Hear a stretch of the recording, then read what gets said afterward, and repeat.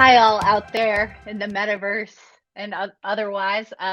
Welcome back to our Lay of the Land live stream series here at Mirr Ranch Group. I am Haley Mirr. I'm the Director of Operations here at Mirr Ranch Group. And this is our third of many live streams where we will focus on different topics each week in order to educate future landowners on how to be the best stewards they can be of the properties they own or they're looking to own. Mirr Ranch Group is a full-service ranch real estate brokerage for those who are just joining in for the first time. We consult, we're a consulting company as well, and we focus on legacy ranches, sporting and conservation properties around the West. Today, as a part of our Lay the Land series, we're going to be talking about all the things you need to know about hunting and as it relates to land ownership and buying properties across the West. Thank you for all those, once again, who have submitted questions. We'll try to get to them in this broadcast, but if we don't, we will be sure to answer them after this in our newsletter or in our blog series that you can find on our website. Helping me today will be the founder of Mirr Ranch Group, Ken Mirr. Hi, Ken. Howdy. Hey. Good to see you again. Good to be seen. And Ken, you know a lot when it comes to ranches, but I think you'd be the first to admit you're not necessarily the hunting expert here at Mirr Ranch Group. This is true. Somebody once told me to surround yourself with knowledgeable people in areas that you may not have expertise with. So, yes, today we'll be speaking to a few of our more experts in that arena. Perfect. And those two experts, we have a couple really big hunters here, but two of the hunters with us today are Pat Lancaster and Jared Souza. And so Pat, I'm going to introduce him first. Pat has been at Mirr Ranch Group for a while now. He's had over 35 years of experience guiding and outfitting in Colorado and through the West. Like, for instance, when we were at the Dallas Safari Club Hunting Expo, he was kind of this celebrity down there. And through the outfitting and hunting, he's gained and fostered a lot of friendships and knowledge about the recreational component of hunting as it relates to the West. And to this day, he still manages the hunting operation on over 250,000 acres down in southern Colorado. So without further ado, here's Pat. Hi, everyone. Happy to be here today. There, Pat. Good Pat. to see you. So yeah, Pat and I, just so I can introduce you properly, we're kind of like the elder statesmen at the firm, right? As you're looking at the screen, that goes without saying, Ken, but thanks for the reminder. Awesome. Thanks for being here, Pat. We appreciate you taking the time. My pleasure. Perfect. And then just to get another kind of perception of hunting, Pat knows a lot about Colorado. We wanted to bring on Jared. Jared is our go-to guy in Wyoming. He knows everything there is to know about hunting in Wyoming. His entire life, he's focused around landscapes, whether that be taking care of them as a ranch manager, conserving them, or utilizing them for agricultural recreational purposes.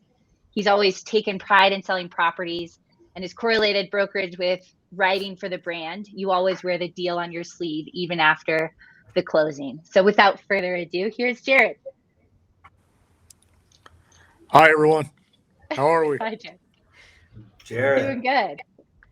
So Can you hear me all right? Quite as an elder statesman, but I remember the first few times I met Jared, I met him on a ranch. And Jared had no problem in somewhat taking advantage of my lack of knowledge of certain areas on a ranch. And I'll leave it at that. But he had a good time at my expense. So good. And to this day, he still does. Just kidding. Yeah, he does. Great. Well, perfect, guys. I really appreciate you all being here today. I know you have a lot of deals going on right now, so we appreciate your time. But I guess the first thing that a lot of people are wondering right now are recent trends in hunting, whether that be species, the amount of applicants that are coming out. I know a lot of people are moving to the West, and there might be some strain on some of those populations. So I'd love just to hear your guys' thoughts on some of the most recent trends in hunting.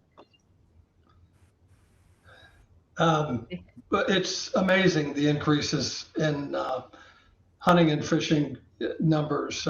I guess since COVID, it seemed like it was maybe stagnant for a period of time, but since COVID, lots of people looking to get outdoors, whether it's hunting, fishing, just being self-sufficient in this day and age. And there is a lot of new pressures on the wildlife in the state for sure. And Jared, are you seeing something similar up in Wyoming or?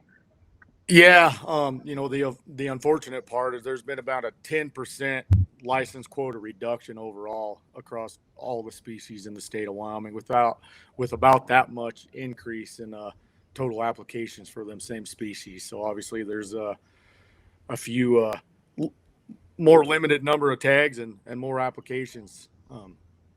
So even more pressure on kind of that public tag system. Yeah.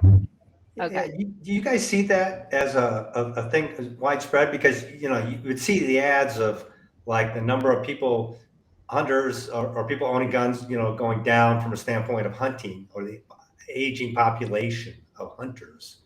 So, but at the same time, but you're seeing an influx, I guess, of tags. Yeah. But a decrease in the state allotments.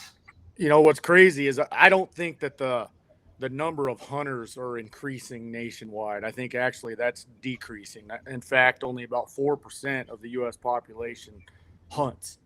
But I think what's happening is out of that 4%, there's more than 4% that are putting more pressure on our western states, and that's where you're seeing them increased number.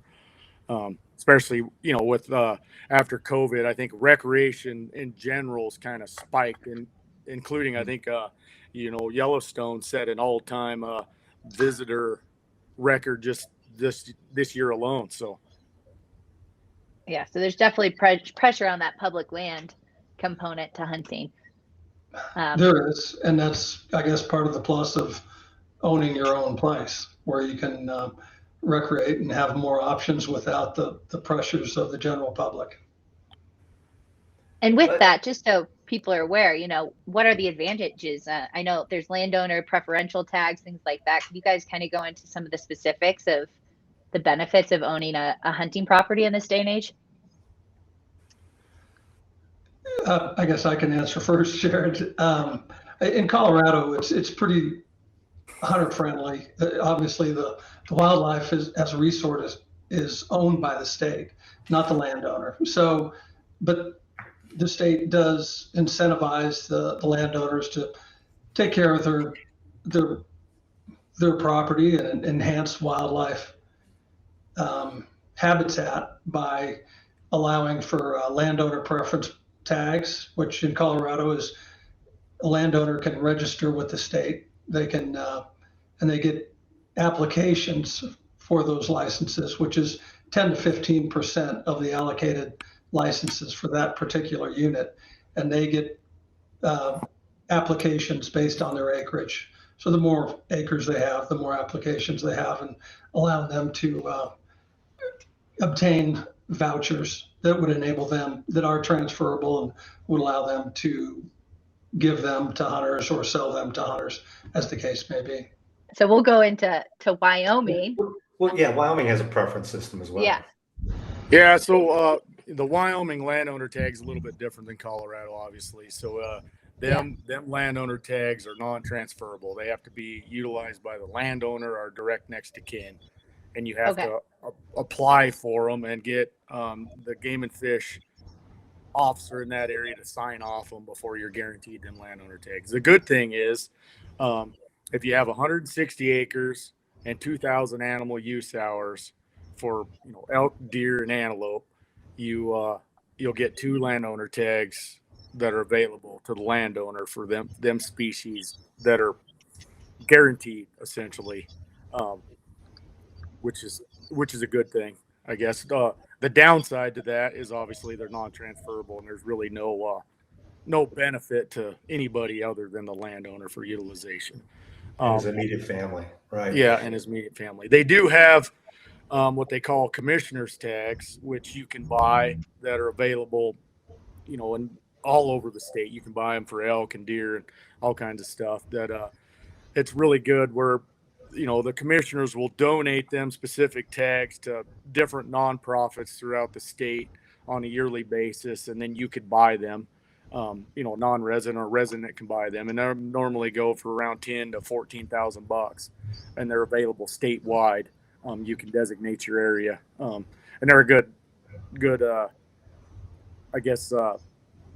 money raiser for a bunch of nonprofits throughout the state. Well, therein lies the difference too. And Pat, what you were talking about, just even, and this kind of highlights even the uniqueness of each state has their own different licensing requirements, as well as the allocation of tags. But you were about to talk a little bit about some of the zany price structure you're seeing for selling tags, and. Yeah, I think in some of the more desirable high-end trophy quality areas, both for mule deer and elk, demand seems ever increasing, and it's not uncommon to see super quality tags sell for $10,000 to $20,000.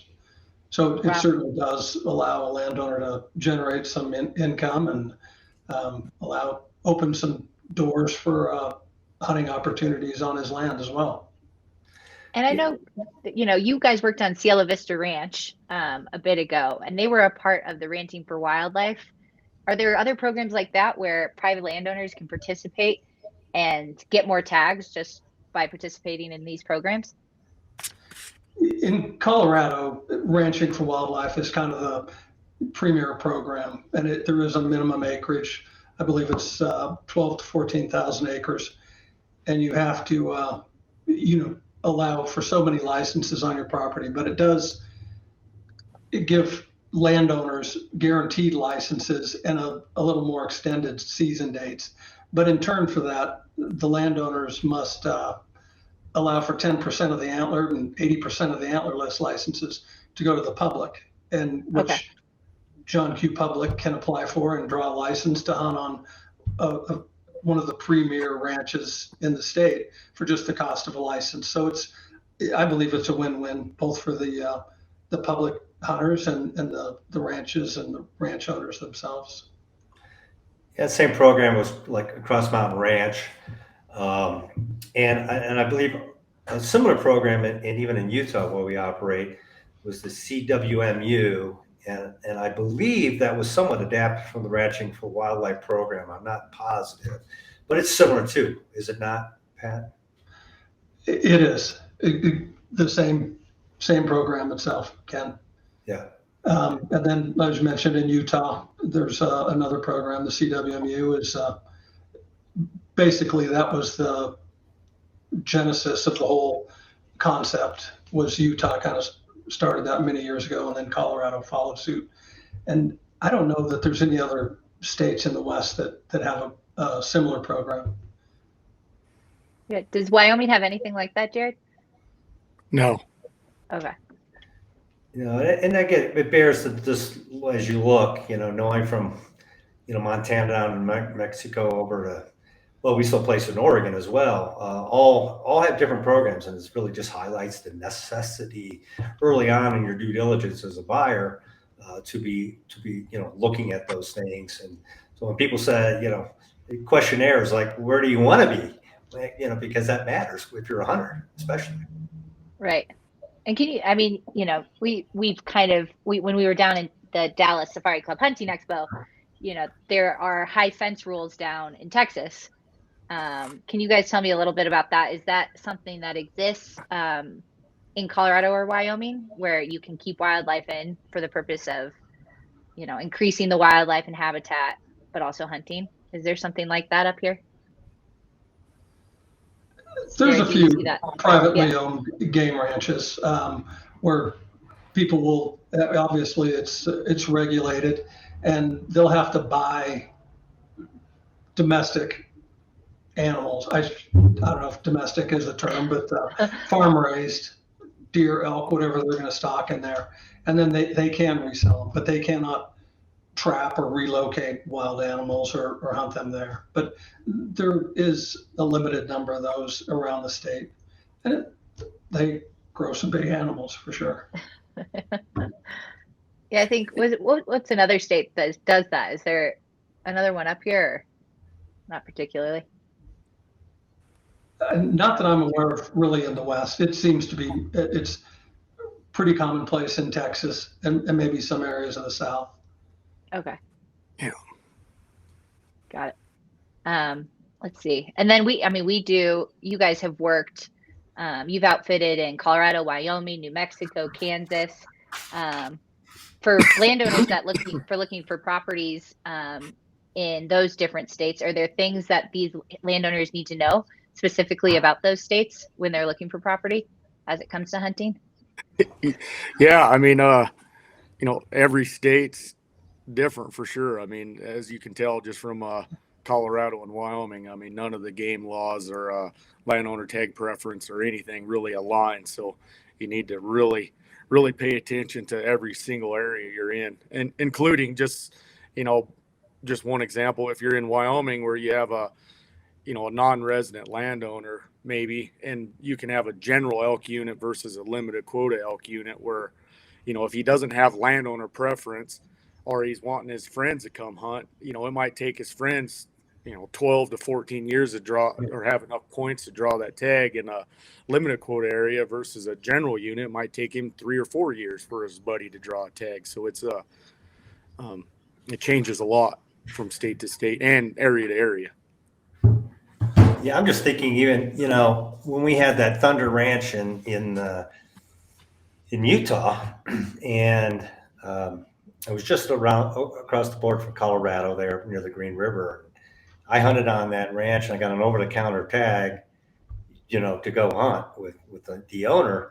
And just across the border in Colorado, it was, to get a tag was nearly impossible. So, and these animals migrate across the borders too, So yeah. I found that interesting. But even when we get, inquiries and, I tend to tell people, if you look at New Mexico being a landowner, I guess the state has been allocating a lot of tags, but as you go north up, say, to Montana, it's a lot more restrictive.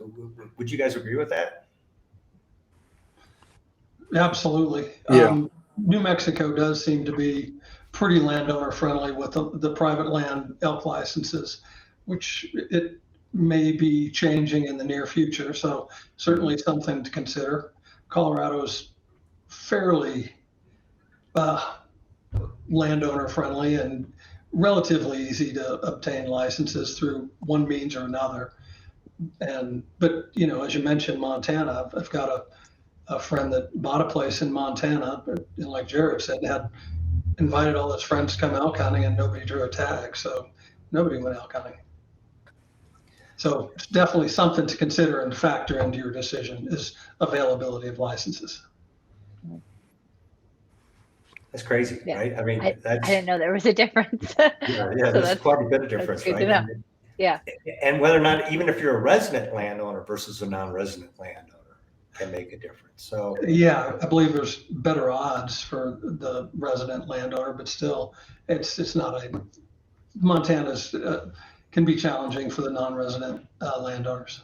Sure. Mm-hmm. And do you see any of that changing anytime soon, or with the pressures of some of these species, things like that, or do you think that's kind of the way it's going to be for a while? I've got a few friends that are really involved in the Montana licensing process, and they're confident they'll make some changes, but for the time being, the system is what it is, and right. So they'll just have to deal with that. And I'm not sure Jared can speak to some issues that are coming up in Wyoming, but Colorado is pretty stable, I would say, and like I said, pretty landowner friendly and hunter friendly, I guess I would say too. Yeah. Okay. I think there's a lot of potential changes for Wyoming. I mean, for example, they just passed the 90-10 rule for big three, which is your bighorn sheep, goat, and moose licenses, which is it changed the allocation. So 10% of your available licenses go to non-residents, 90% to residents. In some of them discussions, they've talked about doing that to some other species, whether they get it accomplished or not, as well as changing some of the landowner tag preferences, I guess, and some of what you have to do to qualify for them tags. But I mean, at this point, a lot of that's just kind of talk, but there seems to be continual pressure from the general public to get some of this stuff changed. So I wouldn't be surprised to see some changes here in the near future, 5 to 10 year window anyways. Yeah, I assume it's a bit of a tug, between local residents and who are residents of the state. And then you got these non-resident landowners, and in the end, though, too, the motivation, of course, is to control the habitat, but it's also to raise revenue. So, you must find these things. I haven't sat to many of these board, meeting commission hearings, but I assume there's a bit of all those discussions kind of being advanced at least. Yeah, it's walking a fine line between growth, loss of habitat, increased pressure through hunting or whatever means. So it's an ever evolving and ever changing situation. One place we didn't talk about too is that we had a little experience there in Oregon. How's that switch when you go that far west? Was it significant in their treatment as compared to the Intermountain? It's, my dealings in Oregon were the state structures and landowner licensing was very similar to Colorado.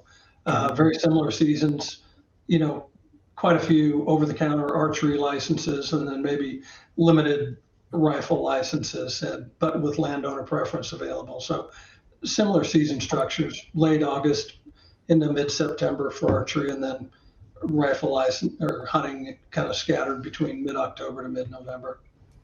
Yeah, and finally, Jared, you were touching on a subject, the three, kind of the bighorn sheep, moose, and what was the third one you were highlighting? A goat. Goat, yeah. So, as you go into these states, so, like I've seen a trend in Colorado where if you can get licenses for bighorn sheep on particular ranches, if you have a size and I guess not habitat or considerations, but those things are really get to be important when you start focusing on a property that has that habitat as well. I mean, just beyond just the antelope, deer, and elk tags.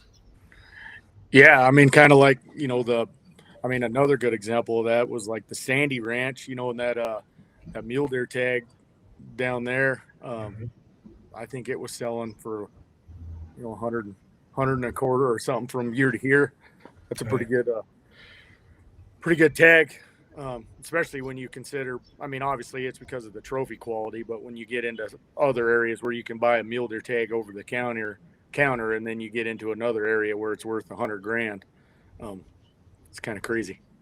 Well, in that situation too, it was interesting because that ranch was within 2 districts, so or 2 units, and as I recall, they didn't necessarily have enough acreage in one unit to get the tags they wanted for the deer, which was on a lottery basis based on residents kind of pulling their resources together, which you can do, I understand, in case by case. But I know there was a situation even in New Mexico. I think we had a ranch put together that really had some licenses for bighorn sheep, and we occasionally find those, but those are pretty rare, are they not? They are rare, and very fortunate to work with a couple ranches that are allocated landowner licenses, but it's similar structure to the ranching for wildlife. The ranch will get a preset number of licenses, and then the state will get 25 to 30% of those that will just go to the public. And in the case of the bighorn sheep, the ranches are responsible also. So if on the years that there's a public license, the ranches guide the hunters. So it just is a great experience for them, and allows a public guy that couldn't afford those high dollar hunts the chance to do it, even though it's low odds of drawing. But then in turn, the ranches are on the years that they have licenses, they can sell them for market value, or they can use them for family or friends, whatever they like. Well, as you guys talk about this, I remember when you all were teaching me a little bit about the draw systems. I thought I needed to major in calculus or something to figure out what was going on, because I thought, how does everybody figure this out? Because it is rather, if it's one thing to hunt and you're put in, but it's one thing to decide to buy a ranch and place quite a bit of resources in owning a place, and then still determining what your allocation might be. Is it getting any easier there, or is it still as crazy as I first thought? Yeah, I can. The preference point system in Wyoming continues to see a bunch of extra pressures on it, I guess. And I guess the layman's term is that they call it the point creep, and that's a continual phenomenon on how many points it takes you to draw a specific license. And with the increased applications, and then you'll have guys sitting on points, you'll have tag reductions. It's something that continues to change, and some of these tags, some of these elk tags are starting to become kind of a once in a lifetime type situation, because it's taking you so many points to draw that tag. And I know that's a fact for Colorado. I mean, there's areas down there that are taking 25, 30 points to draw certain tags, and I'll let Pat speak on that a little bit. Yeah, Ken. I mean, it's just as complex, and as what you remembered. Yeah. I guess you kind of get used to it and kind of figure things out. But for somebody new to the game, there's a lot to learn, a lot of nuances involved, and so being able to advise somebody on a private land deal, how the best way to proceed, or what license availability there is, I think is critical to folks making a decision. Well, and even working, Jared, at the time you were referencing in Wyoming, for instance, you said how many, was it user days or animal days, on the property, and you're relying then on a state wildlife employee to have basically researched that or been on site to make that determination. Is that correct? Yeah. And I think, historically, they probably didn't look into it as in detail as they do now. I think, more if you buy a 160 acre parcel nowadays, because of the extra increases in landowner tags that are getting put in in certain areas, I think that the Wyoming Game and Fish in particular is scrutinizing them properties more and more. So you got to be dang careful if you're kind of on that border, and make sure that it actually has enough quality habitat to qualify for landowner tags. Not every 160 acre parcel out there is going to qualify for elk landowner tags anymore. And I've seen that as a focus. I don't know if that's I haven't really seen that same focus like in Colorado or New Mexico, where they're counting those wildlife. Is that true, Pat? It's, they don't actually have the same format as Wyoming, but yeah, it has to be, I guess I would say, known use areas. So when you register a particular ranch with the local Colorado Parks and Wildlife or New Mexico Game and Fish official, they have to have a history on that ranch, and they base their license allocation again based on acreage and kind of population levels for that particular unit. Sure. And I know this is, we keep talking about hunting, and a lot of this actually happens in the fall. Most of the big game hunting we're talking about. So, we've had a couple questions since we've been talking. What do people need to prepare for now in order to be ready for the fall? We're talking a lot of numbers and calculus, like Ken said. What do people really need to be focusing on? I guess we'll start with Colorado. hunters who are looking to hunt this fall? Well, if they want to buy or apply for a limited draw license, they better do so in the next couple hours because the deadline is 5 o'clock today.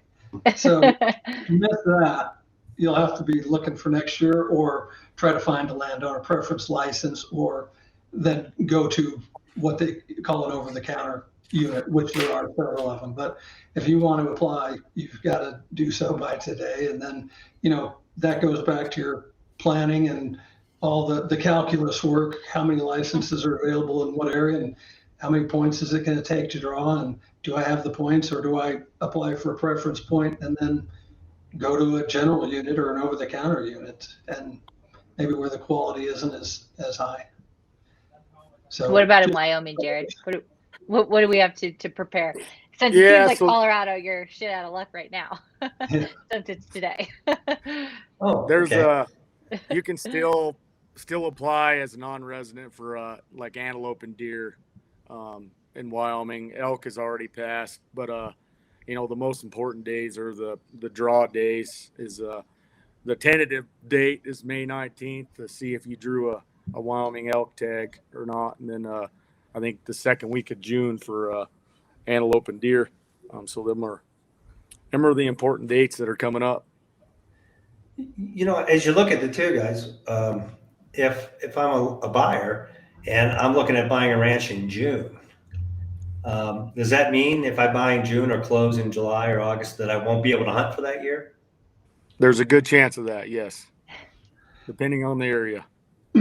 And dependent on the area in Colorado as well. Right. Yeah. And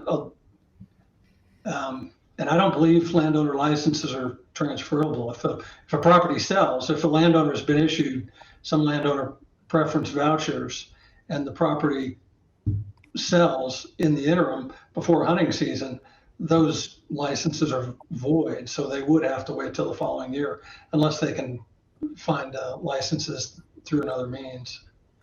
So got it. Would it matter? I know, Pat, you said, and this kind of goes with that, in Colorado, you can sell those tags to people. So, if you're a buyer and you purchase a property, could that seller transfer those tags, or are those just void after the closing? No, those are void there, but you could contact surrounding neighbors that are in the same unit and buy from them. Okay. So there's options, but after just buying a place, it's not ideal to then go searching to try to buy a landowner license, but it's the alternative of not hunting. I found that there was some nuance there, like with the Ranch for Wildlife program, where the landowner was allocated tags under those situations. There may be a way, that's a rare occasion, right? To be able to close on a property. There's already limited ranches that participate in those programs, but there is a way to for that landowner, I think, to transfer over some of those. It's possible. Yeah. Again, and I think it's probably on an individual basis too. Right. I mean, the number of licenses you're talking about, because some of those ranches are significant parts of a general area or of an area. So they want to try to have some means to hunt in that area. So I would assume that, they sure could work something out. Yeah, I think timing, as you look at even on a ranch purchase, not only do operations matter, but hunting matters, right? The hunting season matters. We all know we've sold ranches that have, big livestock operations on them, or if you're producing hay, who gets the hay at the time of closing? Well, who gets the wild, who gets the hunt? When you close, it matters. Awesome. And I'm with a situation like that now, if it closes before hunting season, the seller's wanting to retain some hunting, and the buyer is saying, no, if I own it, I'm hunting. So it's always, can be interesting. Yeah, because I think it's a right of use, right? A right to be able to hunt. And it's like, you mean I own it and I can't hunt it this year, right? Yeah, it's definitely. The state owns the wildlife, and they've got to kind of figure that out at some point. And I think most people do. Yeah. Well, maybe it's good to give it a year anyway, and then there'll be even more elk in the next year. Easy for someone that Right? doesn't hunt much, right? Yeah. Exactly. Can't you tell? Awesome. Well, we had a couple questions, and you guys have been asked this question a lot. We've talked about water in our last live stream, but a lot of people are wondering how drought and snow melt affects species, survival rates, that kind of thing. Are you guys seeing the drought affect any of that in Wyoming? I guess we'll start there. The pressure of that on animals. Yeah, I mean the good thing is we got an okay snowpack, but we didn't have a real horrible winter by any means. I think so. As far as winter kills concerned, I think it was fairly limited in Wyoming this year. We can dang sure use some more moisture. I mean, we're not out of the drought by any means. So hopefully we start getting some timely rains, and the elk and deer populations respond to that well going into summer here. But I think the last fall, anyways. I mean, we were in drought conditions, but I've seen it worse, and I don't think it was too detrimental on the big game populations, at least in my part of the world, in Wyoming. All right. Yeah, Jared, even like CWD, chronic wasting, and other things that occur from time to time. Are you seeing any concerns with any of those kind of patterns or that? Yeah, I mean, CWD is a hot topic all across the West, and it's becoming more of a hot topic in Wyoming for sure. I mean, the prevalency rates is, especially in the mule deer herd, continues to go up, and it's spreading into more and more units throughout the state on a yearly basis. The big contention portion of that comes with how we need to manage them areas. The game and fish and the public seem to be going head to head on kind of some of the management issues and what needs to be conducted on the ground with that. And I've heard where there's a couple units on the chopping block this year where they're actually going to increase the season dates and tag allocation in them areas just to get more harvest of them mature bucks to hopefully slow the spread of CWD versus, the general public's kind of comment is, we don't want to harvest any more mule deer because the mule deer numbers are pretty limited in the areas anyways. But I think at the downside is I just don't know that there's enough data out there to really understand a real good management plan for that.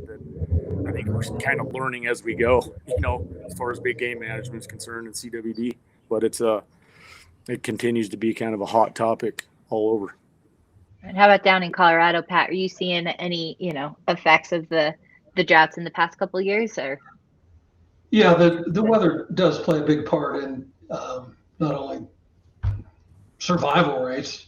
We haven't had a bad enough winter to have winter kill in most areas, but I think, like Jared mentioned, it started out pretty dry and slowly here, but we seem to have caught up in most of the districts, I guess, where we're close, other than the southeast part of the state. But hopefully, if we get some spring weather, that'll help. And as far as survival rate and antler development and antler growth, it does make a difference. I mean, at least having good forage where they're coming out of the winter months in good shape, and then kind of get a start on this new summer grass, and then actually everybody says if hopefully it'll rain all summer long and everything will be big, but it doesn't seem to be the case. I think once it gets to a point where it dries out midsummer, and I think that they can sure get more protein out of that a little drier grass, not drought type of grass, but just mature grass and develop there. But on years where it's super dry, you could notice a decrease in 10% of your average score, probably, at least, with a drought year. Interesting. And just to end on a positive note, are you guys looking forward? Do you have all your tags ready to go? Are you prepared for your hunting season next fall? Yeah, I'm getting close. We gotta wait till all the draw results come out and make sure my books stay full. But I got plenty of hunters on the books if the draw takes care of us. So, and then Awesome. turkey season starts April 20th. So looking forward to that as well. Good. Keep you busy. I think we're pretty well set. Unfortunately, I just don't get a chance to hunt that much anymore, but when I do, I sure love it. But I think we're pretty well set for our hunters. And like Jared said, we're not quite as busy in the spring. So I look forward to doing some turkey hunting for sure. What's good about hanging with you guys too is I get to the fall, I'm ready for hibernation. I'm just eating, and you guys get stuffed. I mean, you're all out there doing stuff. So I think in the fall, I just need to get in your regimen a little bit more and get out there. So hunting boot camp with Jared and Pat. Yeah, exactly. It's a pretty stressful time of the year. There's no joke about that. It's hard to keep up with all my different careers when September. But it's pretty cool. I mean, I always raise my hand. I say, as somebody who worked and grew up near steel mills in Northwest Indiana, learning hunting and about wildlife and habitat, and just wildlife. It's just that's such a key component to owning a ranch. And I remember back in the day thinking that the fly fishing were the things you wanted to own, but you realize when you own a ranch, especially one that you want to have an impact on wildlife, you have to have a fairly substantial piece of property to have the habitat and steward that kind of property. It's a big responsibility. Yeah. It's awesome. And I think, you guys are an incredible source, and I really appreciate you taking the time. And we have a lot of buyers right now, and they keep asking a lot of questions about hunting as it relates. These two are some of our prime candidates for a lot of those questions. So if after this, if we didn't get a lot of questions answered, feel free to either email the office, call the office, email Pat or Jared. We really appreciate you guys taking the time today to go over this. And we look forward to our upcoming live streams. If you guys have more information, just subscribe to our newsletter and a lot of these questions will be answered. But thanks a lot, guys, for your time. And we'll see you in hunting season. My pleasure. Awesome. See you guys. Thank you. Thanks, hey. See you guys. Bye.